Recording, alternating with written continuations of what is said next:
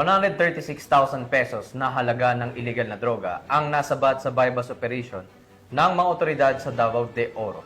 Patunay lang na ito na walang humpay na operasyon ng Philippine National Police kontra iligal na droga at kriminalidad upang masiguro at mapanatili ang kaligtasan ng bawat mamamayan. Narito ang detalye na report mula kay Patrolwoman Daphne Pasaol.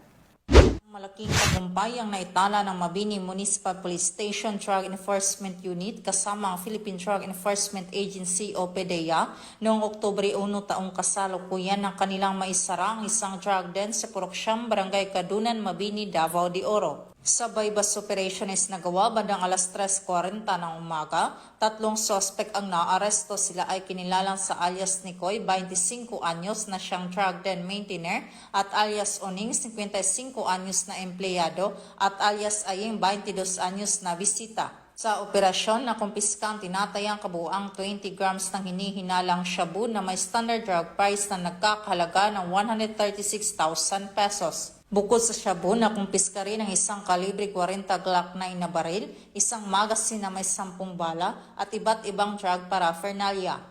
Ang mga sospek ay dinala sa himpilan ng pulisya at kasalukuyan na sa kustodiya ng otoridad habang inihahanda ang mga kaso laban sa kanila na may kaugnay sa paglabag sa Republic Act 9165 o Comprehensive Dangerous Drugs Act of 2002 at Republic Act 10591 o Comprehensive Firearms and Ammunition Regulation Act. Tuloy-tuloy naman ang pagsusumikap ng Police Regional Office 11 sa kanilang pinalakas na kampanya kontra ilegal na droga bilang bahagi ng kanilang pangakong panatilihin ang kaayusan at seguridad ng mamamayan.